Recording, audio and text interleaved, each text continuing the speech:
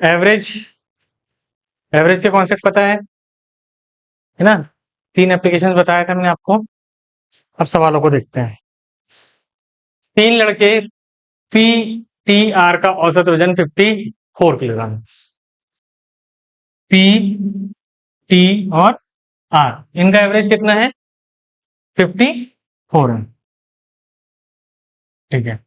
जबकि 3 लड़के T F और जी, टी एफ और जी, इनका औसत कितना है? 53 है। पी टी आर एफ और जी का औसत वजन कितना होगा? पी टी आर एफ और जी, इनका एवरेज कितना होगा? 2 ही है यहाँ पर, मतलब इसका जानकारी अधूरी है, डेटा इनसफिशिएंट, नहीं निकाल सकते।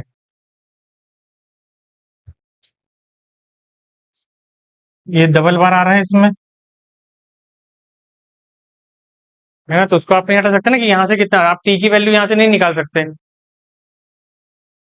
निकाल सकते हैं क्या? टी की वैल्यू निकलेगी क्या? नहीं निकलेगी, है ना? तो इसका आंसर क्या होगा? जानकारी अधूरी है। अपने को एक इक्वेशन और देना चाहिए था उसने, जहां से अपन, जिसमें आपको पी और आर के बारे में बताए। अब जैसे अगर सपोज समझने के लिए भी 54 है ना? 3 लोग हैं, मतलब 150, 162, तो सबका टोटल 162 है। अभी इस 162 में टी कितने का है मालूम है क्या? नहीं है। अब यहाँ पर टी एफ और जी है, एफ और जी है, तो अब यहाँ पर एफ और जी 53 दे दिया, मतलब 159। तो अब इसमें जो 2 हैं वो पी और आर है, इसमें जो 2 हैं वो एफ और जी है। हटा ही नहीं सकते ना अपन, कहीं ना कहीं इन पी और आर में से किसी एक को यहाँ पे देना चाहिए था ना, तो हटा देते तो टी आपको मिल जाता, लेकिन दिया ही नहीं है उसने। ठीक है। अगला, एक छात्र को 4 विषयों में प्राप्त अंकों का औसत 75 है ना? एक स्टूडेंट है, इसको 1, 2, 3 और 4, इसमें जो उसको एवरेज मिल रहा है वो कितना मिल रहा है? 75। फिर क्या बोल रहा है? वो 5वें विषय में 80 अंक प्राप्त करता है। बढ़िया काम है इसका। 5वें विषय में कितना ले लिया उसने? 80 नंबर ले लिया। लेकिन ये 80 नंबर लेके उसने गलती किया ना। क्यों गलती किया? क्योंकि अगर अपन ये बोले रहते कि भाई अगर तूने इसमें भी 75 ले लिया रहता तो हमको तो कोई दिक्कत ही नहीं थी ना। कि दिक्कत थी? दिक्कत थी क्या? नहीं थी। अगर 75 लेता और वो बोलता कि 4 विषयों में उसने 75 मार्क्स, 75% मार्क्स लिया है, और 4 विषयों में 75 लिया है, और 5वें में भी 75 ले लिया, अपने लिए अच्छा था समझने के लिए, तो अपन पांचों का एवरेज कितना बोल देते? 75 है। लेकिन 5वें में उसने 80 ले लिया। 5वें में कितना लिया उसने? 80 ले लिया। इसका मतलब एवरेज बढ़ेगा कि कम होगा? बढ़ेगा। तो आपको ऑब्वियसली मालूम है कि एवरेज जो भी होगा वो 75 से ज्यादा होगा, है ना? तो ये तो है ही नहीं, है ना? तो 75 से ज्यादा होगा। अपने को सिर्फ ये देखना है कितना ज्यादा होगा। तो मैं ये बोल रहा है कि उसको अपन मान लेते हैं कि उसको 5वें सब्जेक्ट में भी 75 ही मिले हैं। ऊपर के कितने मिले? 5। ये जो 5 मिले हैं ये सबको बटेंगे, सबको कितना कितना मिलेगा? एक एक मिलेगा। और सबको अगर एक एक मिल गया तो नया परसेंट क्या होगा एवरेज का?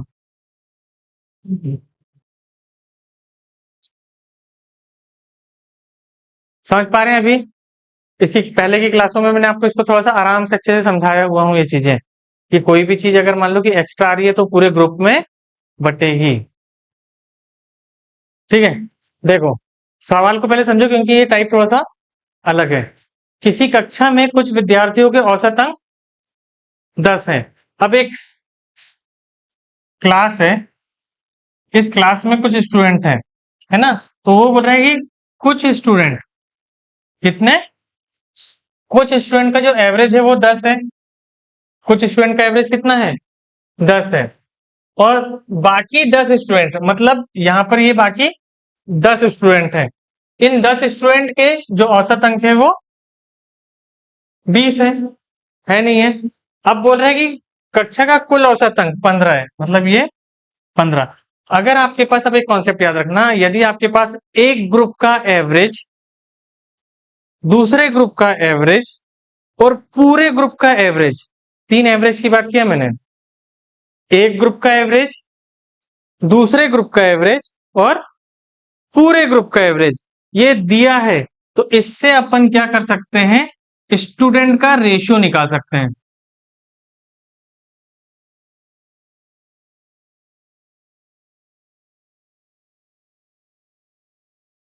क्या निकाल सकते हैं?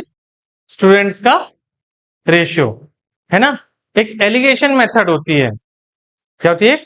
Allegation method. उस एलिगेशन मेथड से हम क्या करते हैं, स्टूडेंट का रेशियो निकलेगा। वो स्टूडेंट का रेशियो कैसे निकलेगा? जब आपके पास एक ग्रुप का एवरेज, दूसरे ग्रुप का एवरेज और पूरे ग्रुप का एवरेज है। तो ये देखो, यहाँ पे कुछ बच्चों का एवरेज ये है 10, बाकी 10 बच्चों का एवरेज 20 है और पूरी क्लास का एवरेज 15 है। तो हम क्या करेंगे, पहले इस 20 में से 15 को माइनस करेंगे तो हमको क्या मिल गया?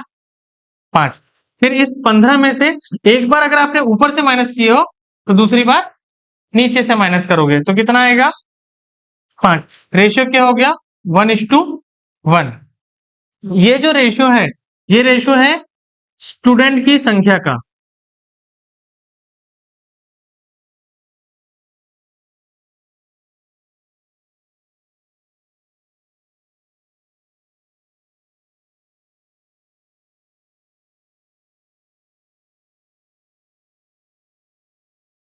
स्टूडेंट संख्या का रेशियो है। तो एक यूनिट बराबर अगर 10 है, एक यूनिट बराबर 10 है, तो यहां पर भी एक ही यूनिट है, तो यहां पर भी संख्या कितनी होना चाहिए? 10 ही होना चाहिए। तो वो आपसे पूछ रहा है कि बताओ, जिनको 10 नंबर मिले हैं उनकी संख्या कितनी है? तो उनकी संख्या कितनी है? 10 ही है। याद रहेगा। तो आपके पास आया था भी ऐसा सवाल, रिसेंट अभी के एग्जाम में आया था, कि आपके पास एक ग्रुप का एवरेज है, दूसरे ग्रुप का एवरेज है और टोटल एवरेज है। तो एलिगेशन मेथड लगा के एक रेशियो निकलेगा, और वो रेशियो किसका रहेगा? नंबर ऑफ स्टूडेंट्स का। एक एलिगेशन मेथड लगा के एक रेशियो निकलेगा, और वो रेशियो किसका रहेगा? नंबर ऑफ स्टूडेंट्स का रेशियो रहेगा वो। क्लियर है? तो ये जो रेशियो 1:1 निकला है, किसका रेशियो है? नंबर ऑफ स्टूडेंट्स का। अब आपको अगर बोल रहा था क्लास में टोटल बच्चे कितने, तो आप इनका टोटल ले लेते, लेकिन आपको बोल रहा है कि ये 10 बच्चों का रेशियो है, तो एक यूनिट है 10 बच्चों की, और यहाँ पर भी एक ही यूनिट है, तो यहाँ पे बच्चे कितने होंगे? 10। अगर यहाँ पे 3 यूनिट रहती तो यहाँ पे बच्चे कितने रहते? 30। क्लियर है?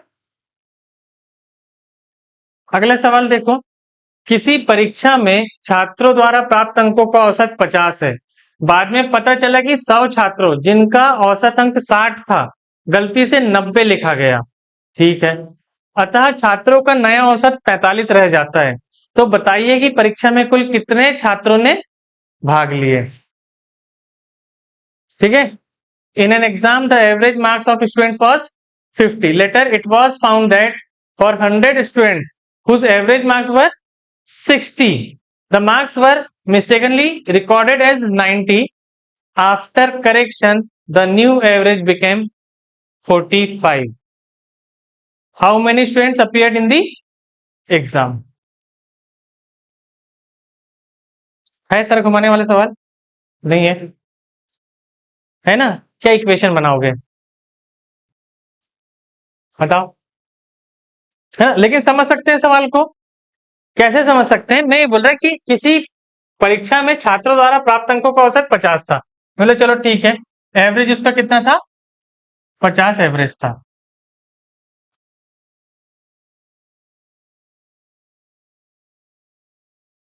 वैसे मुझे इस एवरेज से कोई मतलब नहीं है, फिर भी बाद में पता है 100 छात्र जिनका औसत 60 था, 100 छात्र जिनका औसत 60 था, तो मैं बोला कि 100 छात्र, है ना, जिनका औसत क्या था? 60 था, जिनका औसत 60 था। तो ये 100 स्टूडेंट्स है ना, कितना था? 60। इनको गलती से इनको 60 नंबर मिल रहे थे, नंबर कितने मिलना था? 60 मिलना था, लेकिन इनको गलती से कितने मिल गए? 90 नंबर दे दिए। आपको मेरे को 60 नंबर देना चाहिए थे एग्जाम में, मैंने कितने दे दिया? 90 दे दिया। तो मेरा काम क्या बनेगा? ऊपर के 30 वापस लेना पड़ेगा। कितने बच्चों से? 100 से। तो एक बच्चे से अगर मैं 30 ले रहा हूं तो 100 बच्चों से कितना लूंगा? तो आप बोलोगे 100 बच्चों से मेरे को 900 वापस ले लेना चाहिए, नहीं लेना चाहिए? लेना चाहिए नहीं लेना चाहिए? 900 की 300, सॉरी 300 आएगा। 900 वापस ले जाता हूँ, 90 क्यों करेंगे? एक बच्चे के 30 ज्यादा आ रहे हैं तो कितने वापस लेना चाहिए? 300। 30, 3000 आएगा। गड़बड़ी गड़बड़ कर रहे हैं आज तो, बताओ भाई। फिर से देख लेते हैं ना इसको, ये तो गड़बड़ हो जाएगी। फिर सवाल तो ओरली सॉल्व है इसमें, है ना? क्या बोल रहे हैं आपसे? 100 बच्चे हैं। स्टूडेंट्स कितने हैं? स्टूडेंट्स आपके पास है 100। ठीक है। फिर उसके बाद क्या बोल रहे हैं? उनको गलती से उनको मिलना चाहिए था एक्चुअल में 60 मार्क्स। मिल कितने गए? 90। 30 नंबर इन 100 बच्चों से वापस लोगे, मतलब टोटल कितने नंबर वापस लेंगे?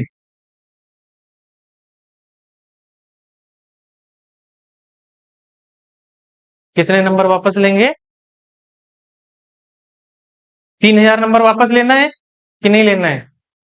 और ये 3000 नंबर जब आप वापस ले लोगे, 3000 नंबर वापस ले लोगे, तो आपका एवरेज बढ़ेगा कि कम होगा? कम होगा। तो क्या सवाल ने बताया है कि कम होगी कितना होगा, कि नहीं बताया? बताया। नहीं बताया होता ना तो नहीं निकाल पाते, नहीं बताया होता तो नहीं निकाल पाते। तो उसने बताना जरूरी था। तो आपको ये भी पता रहना चाहिए कि आंसर कब निकलेगा और कब। तो उसने बताना बहुत जरूरी था कि एवरेज कितना हो जाएगा, कितना कम हो रहा है? 5। कितना कम हो रहा है? 5, है ना? कितना कम हो रहा है? 5। आपके पास 3000 है। क्या है? 3000। मैंने बोला कि मेरे को 3000 रुपए चाहिए। कितने चाहिए? और हर एक से 5-5 रुपए लेकर आओ। आ गया आंसर? बताया भी नहीं मैंने तो, है ना? मुझे कितने चाहिए? 3000 रुपए चाहिए। कितने चाहिए? और जाओ पूरे ग्रुप से 5-5 लेके आओ। कितने लोगों से लाना पड़ेगा? तो क्लास में 600 ही बच्चे थे। आंसर। इससे बेस्ट सोल्यूशन आपको इसका नहीं मिल पाएगा। ले लो।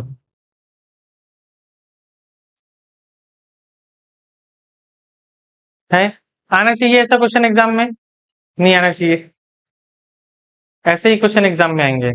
आपको बस कॉन्सेप्ट पता रहना चाहिए। मैंने आपको कोई इक्वेशन, अभी तक मैंने पूरा एवरेज पढ़ा रहा, कहीं पे मैं आपको इक्वेशन बेस्ड वाले बता रहा क्या? नहीं। ओरल कर पा रहे हैं, चाहे वो परसेंटेज पढ़ रहे हो आप, चाहे एवरेज में, है नहीं है सॉल्यूशन। आप थोड़ा सा अगर चीजों को समझोगे कि कोई चीज जब एवरेज के बेसिक कॉन्सेप्ट में मैंने आपको बताया कि आपका जो एवरेज है वो sum of number divide by total number equals to average होता है, कि ये कॉन्सेप्ट बताया था। दूसरा मैंने मिड वैल्यू बताया था, और तीसरा इक्वल्स टू ऑल बताया था। पूरे सवाल जो है इन तीन के बाहर अभी तक गए क्या? नहीं गए। अभी तक अपन लगभग लगभग 64 नंबर की स्लाइड्स में चल रहे हैं, है ना? 20 और होंगे उसमें, मतलब 80 क्वेश्चन के आसपास अपन कर रहे हैं। सब में कॉन्सेप्ट सेम ही आ रहा है। देखो अब क्या बोल रहे हैं वो, किसी वर्ग के एक छात्र को 67 अंक मिल गए, दूसरे छात्र को 30। एक को कितने मिल रहे हैं? ये एक बच्चा है, इसको कितने मिल रहे हैं? 67। दूसरे को कितना मिल रहा है? अब ये जो दूसरा है इसको मिल रहा है 32। गलती से 67 के बदले 76 लिख लिए। क्यों करते हैं ऐसी गलती? और 32 के बदले 20। इसका मतलब यहां से 76 मिल गए ना, मिलना कितना चाहिए था? 67। मिल कितने गए? कितने ज्यादा मिले? कितने ज्यादा मिले? 9, तो ये 9 वापस लेना पड़ेगा, एक्स्ट्रा चले गए तो वापस लेना पड़ेगा। इसको 32 देना था, कितने कम दिए, कितने कम दिए,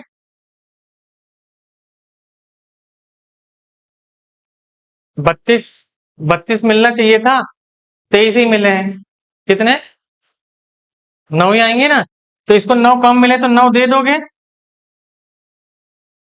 अब आपके ऊपर 9 रुपए की उधारी है और आपके पास 9 रुपए है, 9 रुपए कहीं से आना चाहिए, 9 रुपए आपको कहीं से मिलेंगे और आपको 9 रुपए किसी को देना है। आपके पास अभी जो पैसा है उसमें क्या चेंज आया, वो चेंज आएगा।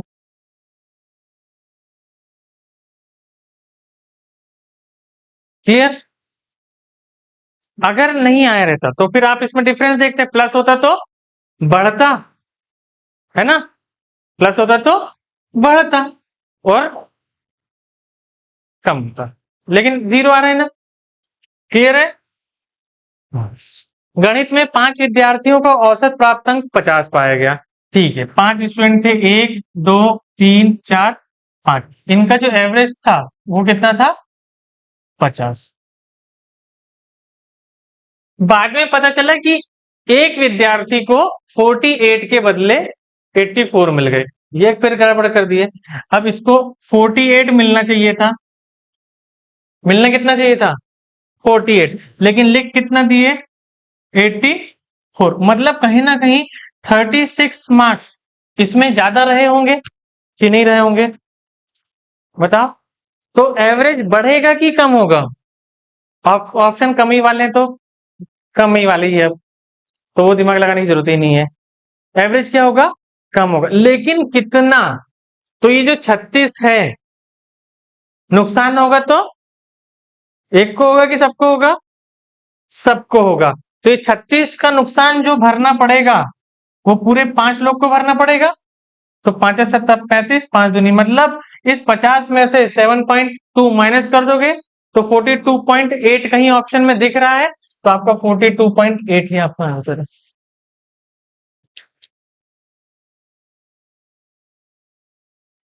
क्लियर, डाउट है, इजी कॉन्सेप्ट है। किसी छात्र के प्राप्तांक गलती से 63 के बजाय 83 लिख दिए, ठीक है। एक ये स्टूडेंट है, इसको नंबर मिलना कितना चाहिए था, 63, कितना मिलना चाहिए था, 63, लेकिन इसको मिल कितने गए, 83, ये 20 ज्यादा मिल रहे हैं,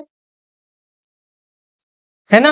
अब ये 20 जो कम होंगे या घटेंगे, अब उसे क्या बढ़ रहा है, इंक्रीज हो रहा है ना। एवरेज क्या हो रहा है, कितने से बढ़ रहा है, 1 से। तो ये 20 रुपए जो है, एक एक मेरे पास 20 रुपए है और सबको एक एक देना है, क्योंकि इंक्रीज बाय 1 बोल रहा है, मतलब सबका एक एक से बढ़ रहा है ना।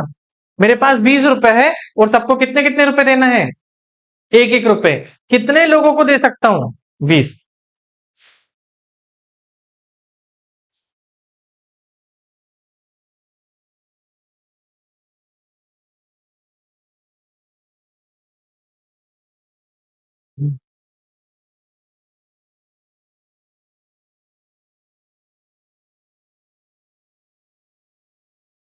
समझा, आता है ऐसा सवाल। इक्वेशन बनाओगे कि मान लो कि x है ना, फिर x एवरेज निको देखोगे कितना है, वो इक्वेशन इक्वल करना ही नहीं जम पाएगा, कहां से इक्वल करना है। लेकिन ये वाला जो अपना थॉट प्रोसेस है, इसमें सवाल आसान है। आपको चीजें समझना कि कोई चीज बढ़ रही है, अगर मान लो कि ग्रुप के अंदर पैसा आ रहा है तो बाहर से कोई भेजेगा तभी तो आएगा ना, और ग्रुप में अगर कम हो रहा है मतलब बाहर कोई लेके जा रहा है इसलिए कम हो रहा है, सिंपल सा लॉजिक है। अफनान के अंग्रेजी में, अंग्रेजी और इतिहास के औसत अंक, तो अफनान जो है ना, उसने इंग्लिश और हिस्ट्री में मिला के उसको 110 नंबर मिल रहे हैं, मिल रहे नहीं मिल रहे। फिर बोल रहा है कि इंग्लिश और साइंस के जब वो मिला रहा है तो 130 मिल रहे हैं, 130 30 मिल रहा है। तो वो बोल रहा है कि हिस्ट्री और इसका डिफरेंस कितना होगा, तो इसमें से मैं माइनस कर देता हूं। तो इन दोनों का हिस्ट्री इसमें से माइनस करोगे अगर, नीचे वाले में से ऊपर माइनस, मतलब साइंस और हिस्ट्री, यही पूछ रहे हैं ना। तो साइंस माइनस हिस्ट्री बराबर 20, खत्म। क्लियर? इसमें आप डिफरेंस ही निकाल सकते थे, इसलिए उसने डिफरेंस ही पूछा है। सॉरी। सेक्शन ए के 30 छात्र, ठीक है। ये सेक्शन ए, ये सेक्शन बी। सेक्शन ए के कितने बच्चे हैं? 30 छात्र। और बी के 35 छात्र। इनके औसत अंक 75, इसका भी 75% है और इसका भी 75%। शेष छात्रों का औसत 65 है। अब यहां पर कुछ बच्चे और हैं, उनका कितना है? 65% है। और सबका कितना है?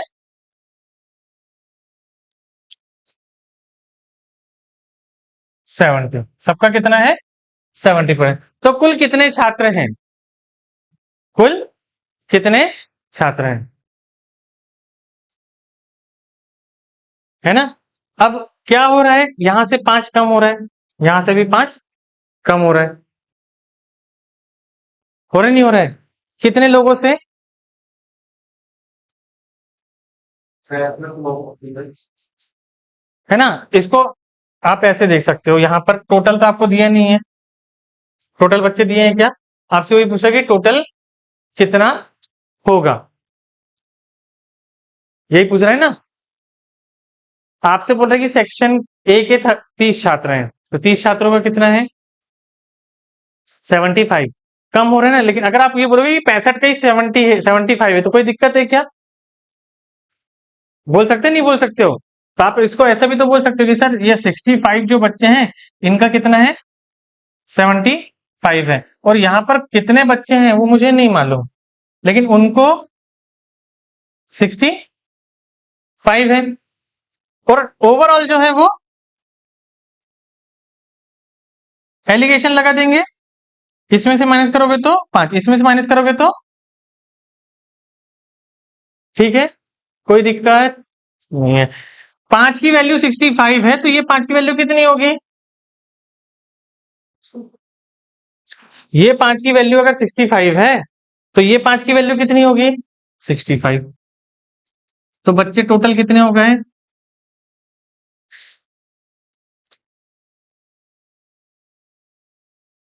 समझ में आया? नहीं आया? क्लियर? नहीं समझा, है ना। मैंने अभी आपको बताया था कि अगर आपके पास एक ग्रुप, उसने देखो कंफ्यूज करने के लिए 30 छात्र और 35 छात्रों का औसत 75 बोल रहा है, जबरदस्ती कंफ्यूज कर रहा है वो। अगर मान लो कि मैंने बोला कि 10 बच्चों का एवरेज 50 है, और फिर 10 बच्चों का एवरेज 50 है, और फिर 10 बच्चों का एवरेज 50 है, भाई सीधे सीधे बोलना 30 बच्चों का एवरेज 50 है, तो बोलना तो वही है ना कि 30 बच्चों का एवरेज 50 है। क्यों बोल रहा है कि 10 का 50 है, फिर 10 का 50 है, फिर 10 का 50 है, जबरदस्ती कंफ्यूज करने के लिए। तो जब उसने बोला कि एक 30 छात्रों का एवरेज, ए के 30 और बी के 35 छात्रों का औसत 75 है, ये भी तो बोल सकता था ना 65 छात्रों का औसत 75 है। नहीं बोल रहा तो अपन समझ लो, उनने ऐसे ही बोला है।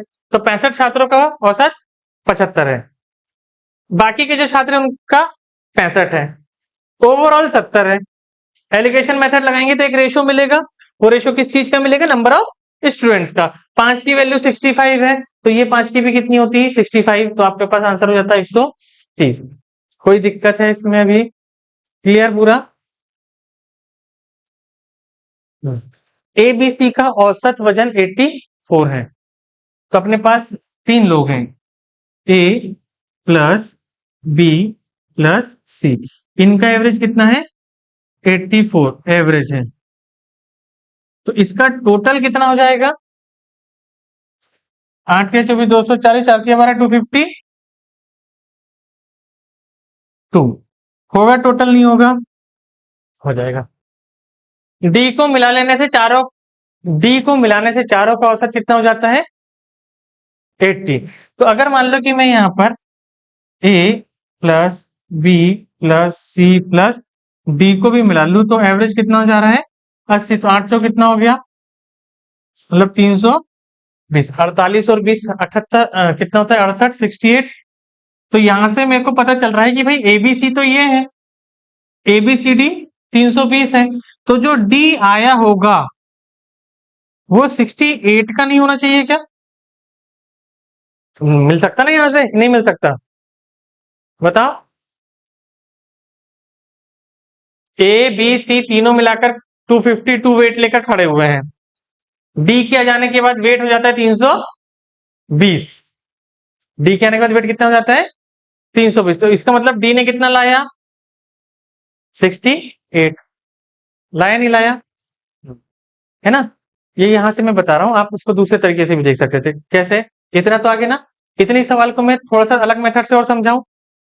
हाँ, अब ये तो मैंने यहाँ पे कितना लिख लिया था 252 और यहाँ पे 320। मैं ये बोल रहा हूँ कि एबीसी का 84 है नहीं है?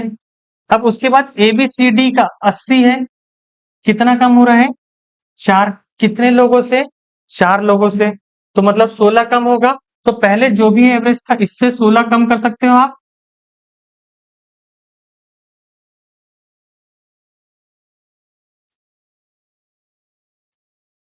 कितना आएगा? मैं सिर्फ आपको कैलकुलेशन कम करने के तरीके बता रहा हूँ, मत प्रोसेस तो सेम ही है ना, कि आपको पहले के जो आया है आपको डी का वेट तो निकालना पड़ेगा, क्योंकि डी का वेट डिपेंड करेगा शायद खुशी में, इसलिए उसने बताया है ना? यदि ए के स्थान को पर ई को मिला लिया जाए, A B C D E का इतना हो जाता है। हाँ, ई का वजन डी से 3 किलो ज्यादा है, वो देखो वहां पे ले गया, ई का वजन कितना है 3 किलो ज्यादा है, तो ई का जो वेट होगा वो कितना होगा 71। ठीक है। हाँ, अब क्या बोल रहा है, यदि ए के स्थान पर ई को मिला लिया जाए तो B plus C plus D, इनका एवरेज कितना आ रहा है 79 आ रहा है। इनका एवरेज कितना आ रहा है 79। तो आपको ए का वजन पता करना है, ई भी है, अच्छा सॉरी, ई भी है, ठीक है, ठीक है ना? अब मैं सिंपल से ये कर सकता हूं, 79 आ गया यहाँ पे, अब 79 इंटू कर दूंगा मैं इसमें, है ना? कितना जाएगा 4 8 चौ 32, 320 में 4 गया तो 316, 316, ठीक है। तो आपको यहां से मिल गया 316, मिल गया। अब इसमें अगर ए भी होता, ये वाली वैल्यू, अगर इनमें ए ई होता, इसमें क्या होता ए बी सी डी है ना, अगर ई भी होता तो इसमें 71 एक्स्ट्रा नहीं होता, होता नहीं होता है, तो 71 एक्स्ट्रा, तो इसमें आपने 71 ऐड कर दिया तो आपको कितना मिल गया 391। तो यहां से आपको मिल गया A plus B plus C plus D plus E equals to कितना है 391, और ई बी वाला ए को छोड़ के बाकी का कितना है 316, तो यहां से आपका ए की वैल्यू कितनी आ गई 75। ये तो टोटल करके थी, कितनी आ गई 75 आ गई।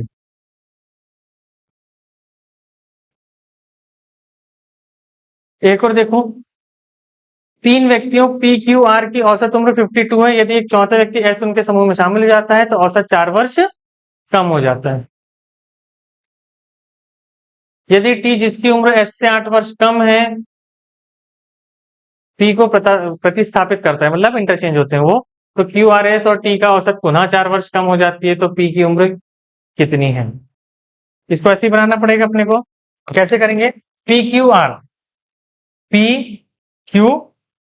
इनका एवरेज कितना है 50, तो मतलब टोटल जाएगा 156।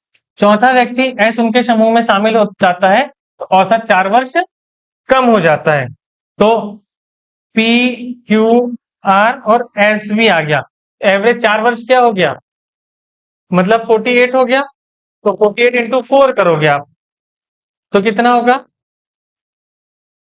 48 इंटू 192, तो 192। इसमें से 192 में से अगर इसको माइनस करोगे तो कितना आएगा, 42 में से 6 माइनस करोगे तो 36।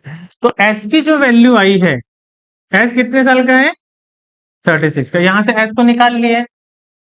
टी जिसकी उम्र एस से 8 वर्ष कम है, तो टी जो होगा वो 28 का होगा, नहीं होगा। पी को प्रतिस्थापित करता है, पी को हटा देगा, तो क्यू आर एस और टी, क्यू आर एस और टी की औसत उम्र पुनः 4 वर्ष कम हो जाती है। तो फिर से 4 वर्ष कम हो जाएगी, तो कितना हो जाएगा 52 से 48, और 48 से 4 और कम करोगे तो 44। 44 इंटू 4 करो, कितना होगा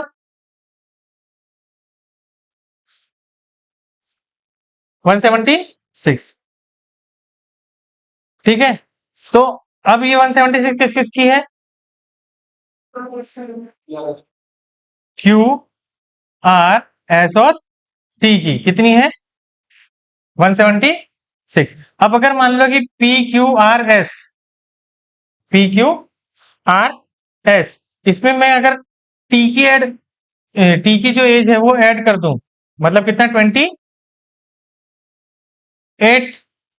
तो यहाँ पे P Q R S T हो जाएगा, कितना हो जाएगा ये 220। तो 220 माइनस 176, 24 और 20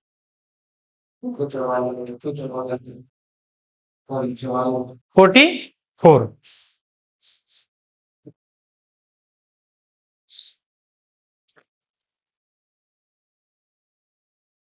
नहीं समझा, क्लियर है ना। क्या बोल रहे थे सवाल आपको, कि आपको बोले पी क्यू आर की औसत आयु 52 है, मैंने पी क्यू आर की एज निकाल लिया 156। फिर बोल रहे हैं कि एक चौथा व्यक्ति एस उनके समूह में शामिल हो जाते हैं तो आयु 4 वर्ष कम हो जाती है। तो 52 थी तो 48 हो जाएगी, 48 इंटू 4 करोगे तो 192। 192 में से अगर 156 को आप माइनस करोगे तो आपको एस की एज मिल गई 36।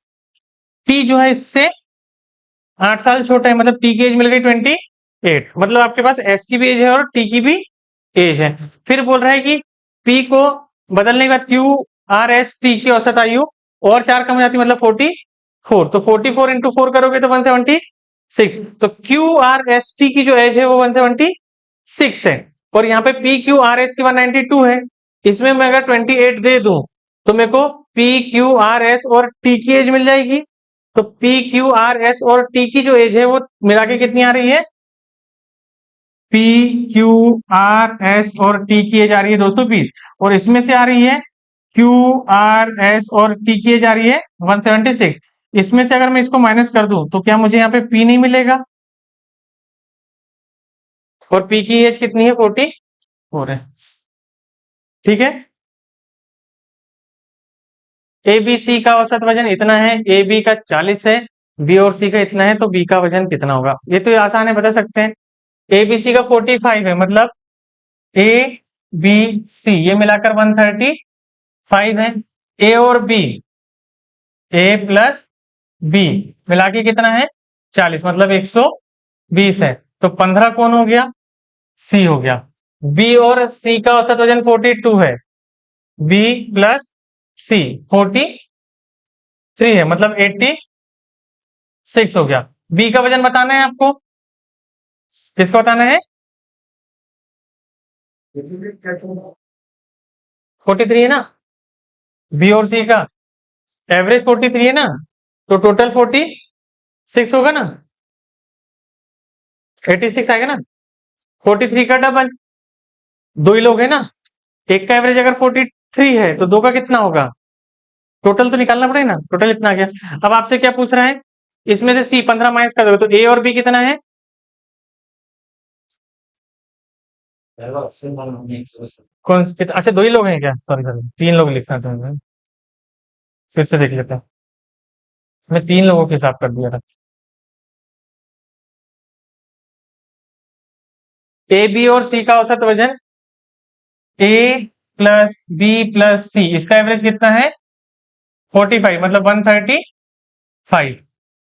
अच्छा, ए और बी का कितना है 40, मतलब ये 80। कितना आ रहा है सी का, कितना हो जाएगा 35 और 20,